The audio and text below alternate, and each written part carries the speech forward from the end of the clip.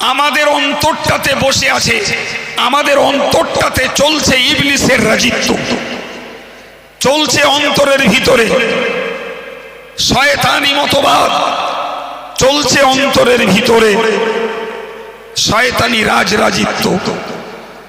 ওইখানে ঢোকাও লা ইলাহা ইল্লাল্লাহর সেনা, ওখানে ঢুকিয়ে দাও ইল্লাল্লাহর প্রকোপ। যখন তোমার অন্তের রাজ্যে চলছে শয়তানের রাজিত্ব, ওখানে আঘাত করো লা ইলাহা ইল্লাল্লাহ তলোয়ার দ্বারা, শয়তানের রাজিত্ব ধ্বংস হয়ে যে ওই শয়তানের অন্তর রাজ্যে প্রতিষ্ঠিত হবে আল্লাহ পাকের কালেমার তলোয়ার। তবেই তো তোমার ভিতর থেকে সমস্ত রকমের নোংরারিয়া আর অপবিত্রতা সব তছনছ হয়ে আল্লাহর নূরে ভরপুর হয়ে উঠবে।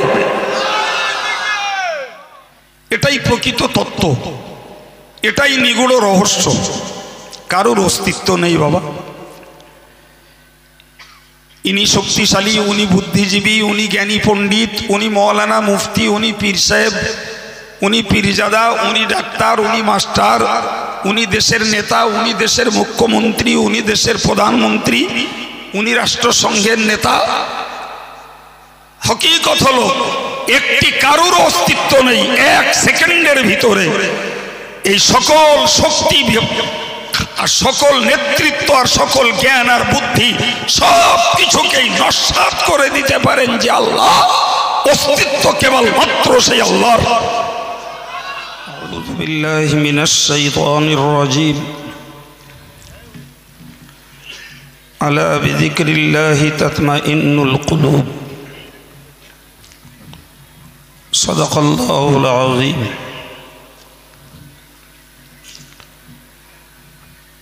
وقال الله تعالى في الحديث القدسي أنا معه إذا ذكرني عبدي وتحرك بي شفتاه।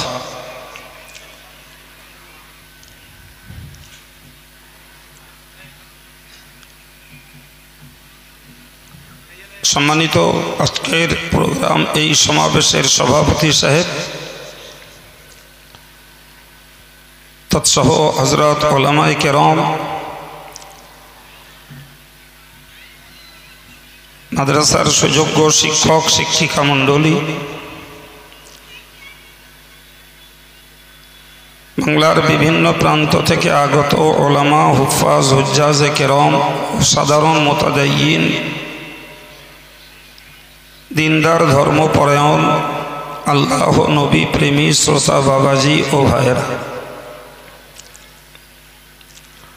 শুকরিয়া আল্লাহ পাকের দরবারে আদায় করছি যিনি একটি বছর পর নির্দিষ্ট তারিখে খাদিজাতুল কুবরা বালিকা এতিমখানা ও মাদ্রাসার বাৎসরিক ইসালে সওয়াবে আমাদেরকে শরীক হওয়ার তৌফিক দিয়েছেন। সকলেই বলি আলহামদুলিল্লাহ। তৎসহ প্রিয় নবী সরকার দো আলমের পাক দরবারে জানাই অন্তরের অন্তঃস্থল থেকে অগণিত দরুদ ও সালাম। সকলেই আরো একবার বলি সাল্লাল্লাহু আলাইহি ওয়াসাল্লাম।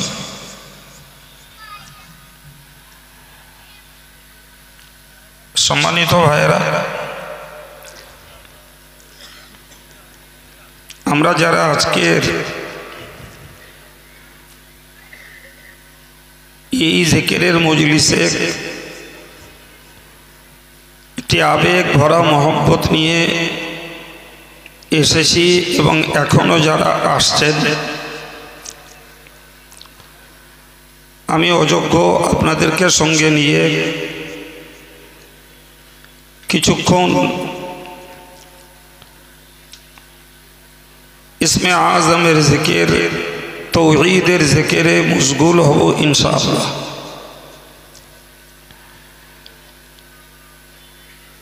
তার আগে সংক্ষিপ্ত বয়ানে আপনাদেরকে একেবারেই অল্প সময়ে দুটি-একটি কথা বলছি।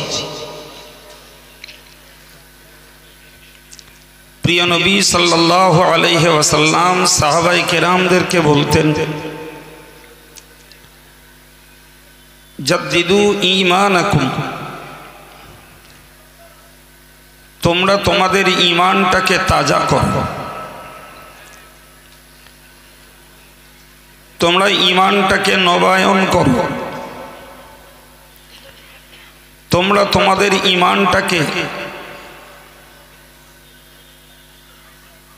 নতুন করে তৈরি করো। সাহাবায়ে কেরাম রিদওয়ানুল্লাহি তাআলা আলাইহিম আজমাইন তাজদীদে ঈমানের কাইফিয়ত কি, ঈমানটাকে নবীকরণ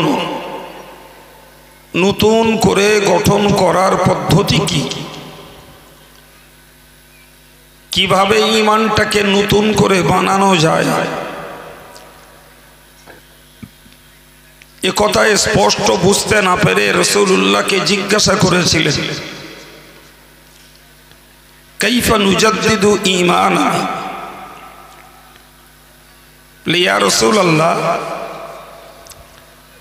আপনি আমাদের ঈমানটাকে তাজদীদ করতে বললেন, ঈমানটাকে নতুন করে গঠন করতে বললেন, ঈমানটাকে নবীকরণ করতে বললেন, নবায়ন করতে বললেন, তো কিভাবে আমরা আমাদের ঈমানটাকে নতুন বানাবো? প্রিয় নবী বললেন, কুলু লা ইলাহা ইল্লাল্লাহ, তোমরা বলো লা ইলাহা ইল্লাল্লাহ। একজন মানুষ যখন লা ইলাহা ইল্লাল্লাহ বলেন, তার ঈমানটা নতুন সাজে সজ্জিত হয়, বলুন সুবহানাল্লাহ। সুতরাং যতবার মানুষ লা ইলাহা ইল্লাল্লাহ বলেন, ততই তার ঈমানটা নিত্য নতুন সাজে সজ্জিত হয় এবং ওই মানুষটা ঈমানের নতুন নতুন মজা, নতুন নতুন স্বাদ গ্রহণ করতে পারে। সুবহানাল্লাহ। সুতরাং রাসূলুল্লাহ বোঝাতে চাইলেন, ঈমানটাকে তাজা করার জন্য, ঈমানটাকে নবীকরণের জন্য, নতুন রূপে ঈমানটাকে বানানোর জন্য পদ্ধতি কঠিন কিছু নয়। মনোযোগের সঙ্গে লা ইলাহা ইল্লাল্লাহ এই তাওহীদের কালেমা জিকিরই হলো ঈমানটাকে নতুন বানানোর উপায়। সুবহানাল্লাহ।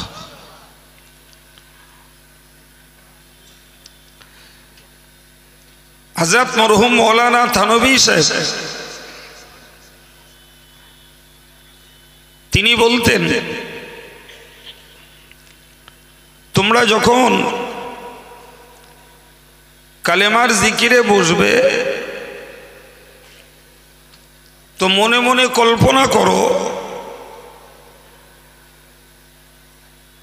যে আমি আমার হাতে নিয়েছি অত্যন্ত চিকন, খুব সরু দাঁতের একটা চিরুনি।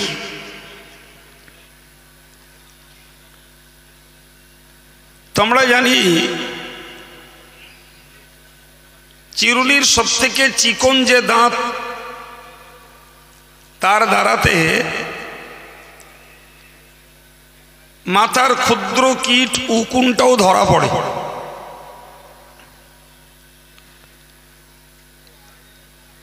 তো মরহুম মৌলানা থানভী সাহেব হুজুর বলতেন যে তুমি যখন কালেমার জিকিরে মশগুল হবে তখন মনে করো তুমি হাতে নিয়েছো একটি চিরুনি এবং ওই চিরুনিটাকে পায়ের দুই পায়ের বৃদ্ধাঙ্গুলি থেকে তুমি এভাবে আঁচড়ে তুলে নিয়ে এসো, মুখে বলো লা ইলাহা, আর তোমার কল্পনায় তুমি এভাবে চিরুনি দিয়ে আঁচড়ে তুলে নিয়ে এসো। তোমার ভিতরের শিরক, কুফর, বেদাত, বদ আখলাক, বেশরিয়াতি, সুন্নতের মুখালাফাতি, যত রকমের নোংরামি, দুষ্টুমি, পাপ আবর্জনা তোমার মধ্যে রয়েছে, তুমি লা ইলাহা বলার সঙ্গে এইভাবে তুমি মনের কল্পনায় চিরুনি দিয়ে আঁচড়ে তুলে আনো।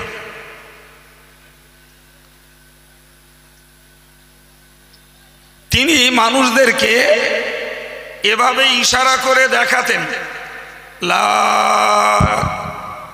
লা ইলাহা ইল্লাল্লাহ, লা ইলাহা ইল্লাল্লাহ, লা ইলাহা ইল্লাল্লাহ।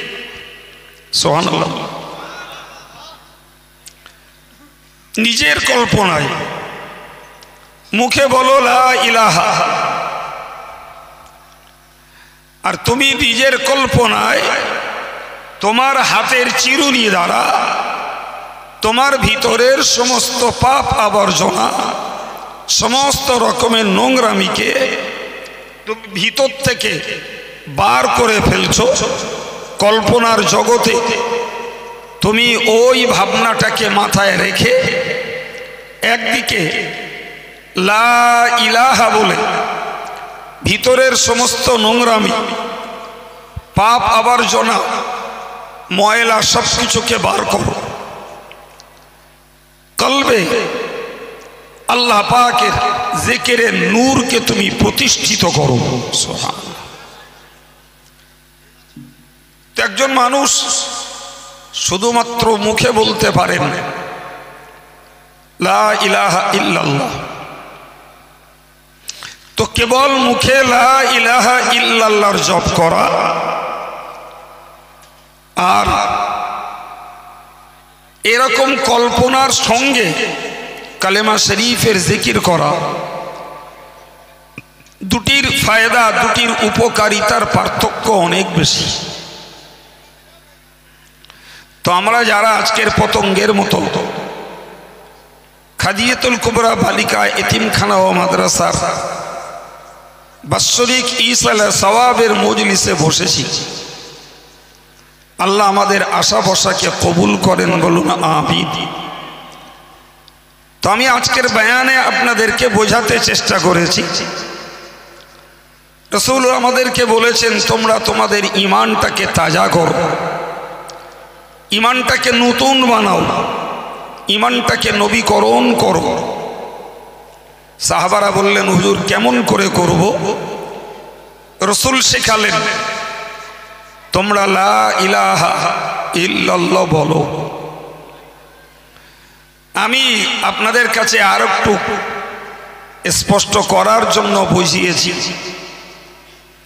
তানভীর সাহেব হুজুর বলতেন তুমি মনে ভাবো হাতে নিয়েছো একটি খুব চিকন দাঁতের একটা চিরুনি, যা থেকে একটা উকুনও বাদ যেতে পারে না। তুমি মুখে লা ইলাহা ইল্লাল্লাহ বলো, আর তোমার ভিতর থেকে সমস্ত রকমের ক্ষুদ্র থেকে ক্ষুদ্র কুমনোভাব, কুস্বভাব, কুচরিত্র, শরিয়াত বিরোধী কার্যকলাপের মানসিকতা যা কিছু আছে তুমি লা ইলাহা বলার সঙ্গে ভিতর থেকে আঁচড়িয়ে বার করো, আর এর সঙ্গে তুমি কলবে আল্লাহ পাকের জিকিরের নূরকে প্রতিষ্ঠিত করো। মাশায়েখরা বলেন অ্যাকচুয়াল কলেমাটাকে যদি আমরা ভাগ করি তাহলে দেখব শব্দ মূলত চারটা, একটা লা, একটা ইলাহা, আর একটা ইল্লা, আর একটা আল্লাহ। ফের এই চারটে শব্দকে যদি আমরা অর্থগত দিয়ে ভাগ করি তাহলে একটা হলো লা ইলাহা, একটা পাঠ, আর একটা পাঠ হলো ইল্লাল্লাহ, দুটো পাঠ। তরিকতের পরিভাষায় এই লা ইলাহাটাকে বলা হয় তাখাল্লি। আবারও মনে রাখুন, তরিকতের পরিভাষায় লা ইলাহাকে বলা হয় তাখাল্লি। তাখাল্লির অর্থ হলো খালিকরণ। তুমি তোমার পাত্রটাকে খালি করো। আর ইল্লাল্লাহটাকে বলা হয় তাহাল্লি। এর মানে হলো তুমি তাকে গহনা দ্বারা সজ্জিত করো। সুবহানাল্লাহ বলেন। তো একটা পাঠ হলো তাখাল্লি, তোমার ভিতর থেকে সমস্ত রকমের নোংরামি, পাপ, আবর্জনা তুমি তোমার হৃদয় থেকে খালি করে ফেলো, শূন্য করো। এরপরে যখন বলছো ইল্লাল্লাহ, তখন তুমি খেয়াল করো আমি আমার হৃদয়টাকে খালি করে ফেলেছি সমস্ত রকমের অপবিত্রতা থেকে। আর তাহাল্লি তার মানে আল্লাহ পাকের জিকিরের নূর দ্বারা আমি আমার কল্পটাকে সাজিয়ে ফেলেছি। তো তরিকতের পরিভাষায় একটাকে বলা হয় তাখাল্লি লা ইলাহা, আর একটাকে বলা হয় তাহাল্লি। সম্মানিত ভাইরা, অনেক দূর পর্যন্ত মানুষ বসেছেন। আমি আমার কথা আলোচনা করে আপনাদের কাছ থেকে এর ফিডব্যাক নেব, কি বুঝেছেন তা আমি আপনাদের কাছে উত্তর নেব সম্ভব না। তো আমার কাছাকাছি যারা বসে আছেন আমি তাদেরকেই সম্বোধন করে বলছি, আমার কথা যদি বুঝে থাকেন তাহলে বলুন লা ইলাহাটাকে কি বলেছি বলুন। ভাই, আমি আমার বয়ান করে চলে যাব। আপনি যদি কথা ধরে না নিতে পারেন, যদি কথা ব্রেনে গাঁথতে না পারেন, তাহলে পরবর্তীকালে গুলিয়ে যাবে। তো এই যে বয়ানটুকু আজকের খাদিজাতুল কোবরা বাদিকা এতিমখানা কর্তৃপক্ষ আমাকে ডেকেছেন একটু জিকির করানোর জন্য। মাশাআল্লাহ, ও জিকির তো আপনারাও করতে পারেন। কি গো, লা ইলাহা ইল্লাল্লাহ আর আল্লাহ আল্লাহ, আমরা যত মানুষ বসেছি কে পারি না বাবা বলতে? কথা বলেন না, সবাই পারে। তো সবাই পারে। তাহলে সবাই যেটা পারেন সেটার জন্য খাদিজার দরবারে আসারও বা এমন কি জরুরত, আর জামিয়ার দরবারে ছোটারও বা কি জরুরত? ভাই, আমি এই জন্য কখনো বলেছি যে শুধু কলেমা পড়লে যদি ফায়দা হয়ে যেত, শুধু কলেমা পড়ে যদি কল্পটাকে আল্লাহর মুহাব্বতের কেন্দ্র বানানো যেত, শুধু কলেমা পড়ে যদি পীর বুজুর্গ হয়ে যাওয়া যেত, তাহলে বলতে হয় আমাদের দেশের ফকিরগুলো ওরাই বড় পীর, ওরাই সব থেকে বেশি বেশি কলেমা পড়ে, যে বাড়ি যায় সেখানে কলেমা পড়ে। তো ভিক্ষা করা কলেমা আর আল্লাহকে চেনার কলেমা, ভিক্ষা করা কলেমা আর নিজের দেহ কল্পটাকে পবিত্রকরণের কালেমা, ভিক্ষা করার কালেমা আর কলবে আল্লাহর নূর প্রতিষ্ঠিত করার কালেমা, ভিক্ষা করার কালেমা আর আল্লাহর মোহাব্বত কলবে মজবুত করার কালেমা, দুটো এক নয় বাবা, দুটো কখনো এক নয়। সেই জন্যই এই আমার অযোগ্যতার অল্পক্ষণের বয়ান আপনাদের জন্য আল্লাহ চাহে তো অনেক উপকারী হবে। সেই জন্য কথাটাকে আপনাদের কাছে বেয়াদবি হলেও জিজ্ঞাসা করছি লা ইলাহাটাকে তরিকাতের পরিভাষায় বলা হয় তাখাল্লি। বোধহয় একবার বাংলা বলে দিলে অনেকের কাছে সহজ হয়ে যাবে। বাংলায় তয়াকার, খয়াকার, লয়লায় দীর্ঘি এর নাম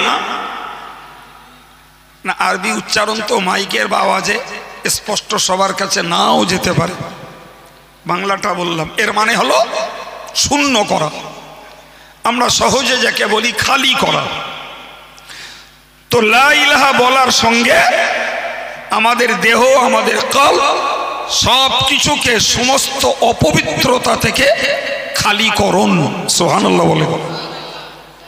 পরের অংশ তয়াকার, হায়াকার, লয়লায় দীর্ঘি, যার মানে তাহাল্লি, তার মানে তাকে সাজানো। এটাকে পারিভাষিক অর্থে বলতে পারা যায় যে গহনা দ্বারা সাজানো। ভাই, আল হুলিয়্যু শব্দের অর্থ হলো গহনা। এটাকে যখন ব্যাকরণে ফেলা হয় তাহাল্লি বলা হয়, তখন বোঝানো হয় গহনা দ্বারা সজ্জিতা। তার মানে তুমি তোমার ভিতরটাকে শূন্য করো অপবিত্রতা থেকে, আর তাকে আল্লাহর নূর দ্বারা কল্পটাকে সাজিয়ে তোলো। সুবহানাল্লাহ। তো লা ইলাহা হলো তাখাল্লি, ইল্লাল্লাহ হলো তাহাল্লি। অতএব আমরা যখনই কলেমা জিকির করি, আজকের খাদিজার প্রাঙ্গণে করি, কালকে আমাদের মসজিদে বসে করি আর ঘরে বসে করি, এ খেয়াল আমাদের রাখলে ফায়দা বেশি হবে। তরিকাতের পরিভাষায় এটিকে আর একভাবে বোঝানো হয়, লা ইলাহা হলো নফি, নফি, আর ইল্লাল্লাহ হলো ইসবাত। আমরা যেটাকে সহজে বলি কলেমা শরীফ, তরিকতের পরিভাষা হলো তুমি যখনই বলছো লা ইলাহা, তখনই তোমার ভিতরে এই ফেকেরটা চলে আসুক, অস্তিত্ব কারণ নেই, গোটা পৃথিবী অস্তিত্ব শূন্য। সারা পৃথিবীর শক্তিশালী বুদ্ধিজীবী মানুষ থেকে শুরু করে অদৃশ্যের জীব, ওই জিন জাতি থেকে শুরু করে আর পৃথিবীর যত শক্তিশালী যা কিছু রয়েছে সবগুলোই অস্তিত্ব শূন্য। এদের কোনো অস্তিত্ব নেই, কারোর কোনো অস্তিত্ব নেই। এরপরে তুমি বলো ইল্লাল্লাহ, অস্তিত্ব একমাত্র আল্লাহর, অস্তিত্ব এক কেবলমাত্র আল্লাহর, অস্তিত্ব শুধুমাত্র আল্লাহর। সুবহানাল্লাহ বলে। হকিকত এটাই, এটাই প্রকৃত তত্ত্ব, এটাই নিগূঢ় রহস্য। কারোর অস্তিত্ব নেই বাবা। ইনি শক্তিশালী, উনি বুদ্ধিজীবী, উনি জ্ঞানী পণ্ডিত, উনি মৌলানা মুফতি, উনি পীর সাহেব, উনি পীরজাদা, উনি ডাক্তার, উনি মাস্টার, উনি দেশের নেতা, উনি দেশের মুখ্যমন্ত্রী, উনি দেশের প্রধানমন্ত্রী, উনি রাষ্ট্রসংঘের নেতা। হকিকত হলো একটি কারোর অস্তিত্ব নেই। এক সেকেন্ডের ভিতরে এই সকল শক্তি আর সকল নেতৃত্ব আর সকল জ্ঞান আর বুদ্ধি সব কিছুকেই নস্যাৎ করে দিতে পারেন যে আল্লাহ। অস্তিত্ব কেবল মাত্র সেই আল্লাহর।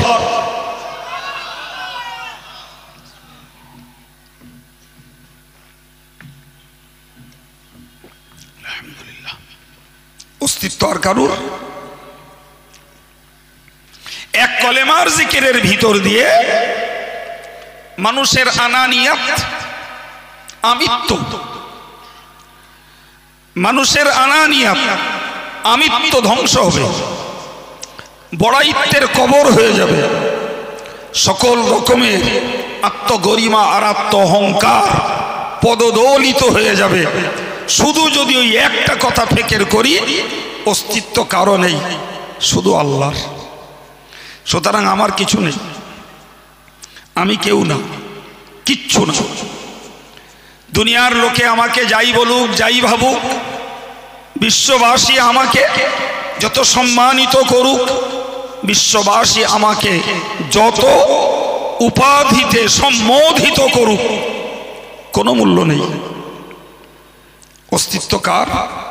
আল্লাহর। এক কালেমার জিকিরের ফিকিরের মধ্য দিয়ে আমাদেরকে এই মনোভাব তৈরি করতে হবে যে অস্তিত্ব কারো নেই। এটাকে আরবি পরিভাষায় বলা হয় লা ইলাহা। কোনো মাবুদ নেই, উপাস্য কেউ নেই, শক্তি কারণ নেই, কারুর ইচ্ছা কার্যকর হয় না। সুবহানাল্লাহ বলে, আর একটু মন খুলে বলে, কারুর ইচ্ছা কার্যকর হয় না। আল্লাহ বলেছেন ইন্নী ফাআলুল লিমা ইউরিদ, আমি আল্লাহ যেটা ইচ্ছা করি সেটাই করি। সুবহানাল্লাহ, বান্দার ইচ্ছা নয়। হযরত আলী কাররামাল্লাহু ওয়াজহুকে জিজ্ঞাসা করা হয়েছিল, আল্লাহ আছেন আপনি বুঝলেন কিভাবে? হযরত আলী কাররামাল্লাহু ওয়াজহুকে জিজ্ঞাসা করা হলো, আল্লাহ আছেন আপনি বুঝলেন কিভাবে? কি সুন্দর জবাব দিলেন। বললেন, আমি যেটা ইচ্ছা করি সেটা হয় না, আমার ইচ্ছার উপরে আর একজনের ইচ্ছা বলবৎ হয়, আমি এতেই বুঝি আল্লাহ বলে আর একজন রয়েছে। না হলে আমার ইচ্ছাটাই কার্যকর হতো। চাই এক, হয় আর এক, নিয়ত করি এক, হয়ে পড়ে আর এক, ইচ্ছা করি এক, বাস্তবে হয়ে যায়। তো আমার ইচ্ছাটা কার্যকর হয় না, আর একজনের ইচ্ছা কার্যকর হয়। আমি সেই জাত সত্তাকে বিশ্বাস করি, তিনি আমার মালিক আল্লাহ। সুতরাং আমার সকল জাকেরিন ভাইদেরকে আজীবন মনে রাখতে হবে, আজকের যে কথা আল্লাহ বলাচ্ছেন, আগামীকালকে আবার এই কথাই বলতে পারবো, আল্লাহ বলাবেন, ভাবা যায় না। ফলে যখনই যে কথাটুকু আল্লাহ বলাচ্ছেন, ততটুকু থেকেই আমাকে প্রয়োজন মতো জ্ঞানটুকু নিয়ে নিতে হবে যে অস্তিত্ব কারণ নেই, কেবল আল্লাহর। আমরা অস্তিত্বহীন। যতটুকু আমরা নিজের অস্তিত্ব উপলব্ধি করছি, এটা তো আল্লাহর নিয়ামত। আমাদের নিজস্বতা কিছু এতে কি বলেন আছে? কিছু নিজস্বতা কিছু আছে? কিচ্ছু। তো এক কালেমার জিকিরের ভিতর দিয়ে নিজের আনানিয়াত, নিজের আমিত্ব মনোভাব ধ্বংস হয়ে যায়। আমি কেউ নই, কিচ্ছু নেই, লোকে যা দাম দেয় দেখবে, কিচ্ছু না। এটাও এই কলেমার জিকিরের একটি জ্বলন্ত শিক্ষা। সম্মানিত ভাইরা, কথা শেষ করার আগে বলছি, কোরআন শরীফে আল্লাহ বলেছেন, ইন্নাল মুলুকা ইযা দাখালু ক্বরিয়াতান আফসাদুহা ওয়া জাআলু আইজ্জাতা আহলিহা আযিল্লাহ। আবার পড়ছি আয়াতটা, ইন্নাল মুলুকা ইযা দাখালু ক্বরিয়াতান আফসাদুহা ওয়া জাআলু আইজ্জাতা আহলিহা আযিল্লাহ। মানেটা বুঝে নেন, পরে আয়াতটা এখানে কেন বললাম বোঝাচ্ছি।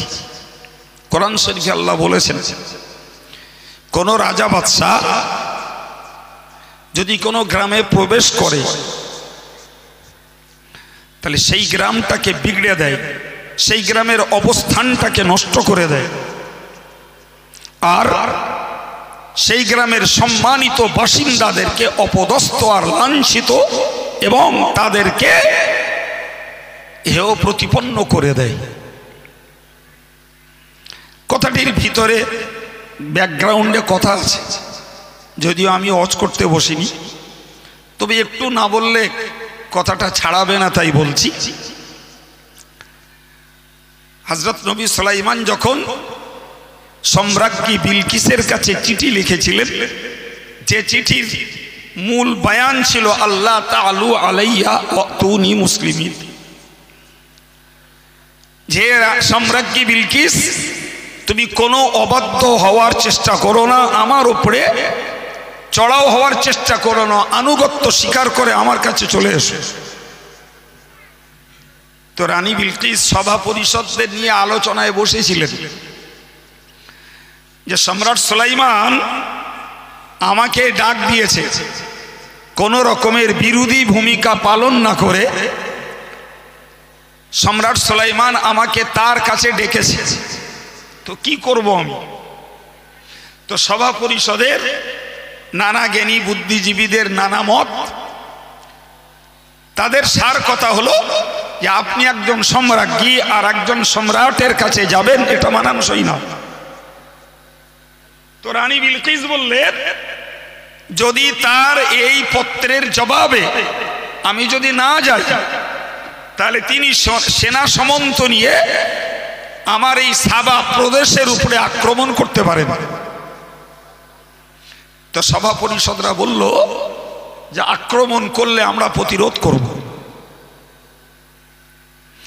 রানী বিলকিস ওই সময়ে এই বাক্যটা বলেছিলেন, তোমরা তো প্রতিরোধ করবে, প্রতিরোধ তো করবে, কিন্তু জানো একটি রাজা বাদশাহ তার সেনা সামন্ত নিয়ে আর একটা রাজিত্বের উপরে যদি আক্রমণ করে, তাহলে সেই রাজিত্বটা ধ্বংস হয়, বিনষ্ট হয়, বিগড়ে যায়, লন্ডভন্ড হয়ে যায়, আর সেখানকার বাসিন্দা যারা তারা অপদস্থ হয়, লাঞ্ছিত হয়, হয়তো তাদের জায়গা খালি করে দিতে হয়। রানী বিলকিসের এই বক্তব্য ছিল অত্যন্ত জ্ঞানপূর্ণ। কথা বুঝে আসছে? তরিকতের পীরেরা এই আয়াতটাকে ব্যবহার করেছেন ওই জায়গায়। আমাদের অন্তরটাতে বসে আছে, আমাদের অন্তরটাতে চলছে ইবলিসের রাজিত্ব, চলছে অন্তরের ভিতরে শয়তানি মতবাদ, চলছে অন্তরের ভিতরে শয়তানি রাজরাজিত্ব। ওইখানে ঢোকাও লা ইলাহা ইল্লাল্লাহর সেনা, ওখানে ঢুকিয়ে দাও ইল্লাল্লাহর প্রকোপ। যখন তোমার অন্তের রাজ্যে চলছে শয়তানের রাজিত্ব, ওখানে আঘাত করো লা ইলাহা ইল্লাল্লাহ তলোয়ার দ্বারা, শয়তানের রাজিত্ব ধ্বংস হয়ে যে ওই শয়তানের অন্তর রাজ্যে প্রতিষ্ঠিত হবে আল্লাহ পাকের কালেমার তলোয়ার।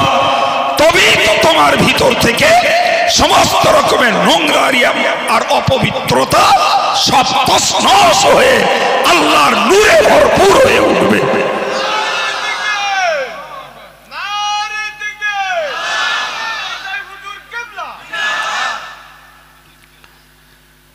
কতটা কে বুঝেছেন জানি না বাবু, তবে আমি একদম কোরআনের আয়াত তুলে একটা ঐতিহাসিক বক্তব্য তথ্যকে তুলে ধরে মাশায়েখদের কথাকে মেলানোর জন্য জিকিরের বয়ান প্রসঙ্গে এই কথাটিকে তুলে ধরলাম যে কোন রাজিত্বে যখন আর একজন রাজা প্রবেশ করে, তখন সেই রাজিত্বটা হয়ে যায় তছনছ, তার ভারসাম্য ঠিক থাকে না। মাশায়েখেরা বুঝিয়েছেন, তোমার কলবে চলছে ইবলিসের রাজিত্ব, চলছে ইবলিসের স্বেচ্ছাচারিতা, তোমার কলবে চলছে নফসের আর অন্যায় আবদারের দাপট।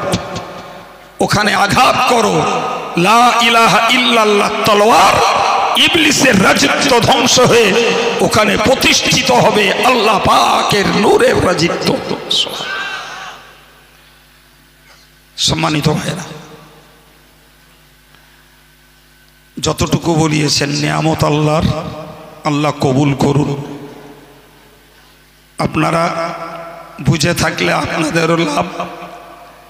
আমি যত কিঞ্চিত বুঝেছি আপনাদেরকে বোঝানোর চেষ্টা করেছি। সবার আগে আল্লাহ পাক এ আলোচনাকে আমার জন্য ফায়দামন্দ, আমার জন্য উপকারী হিসাবে কবুল করেন, মৃত্যু কায়েম রাখেন, বলি আমিন।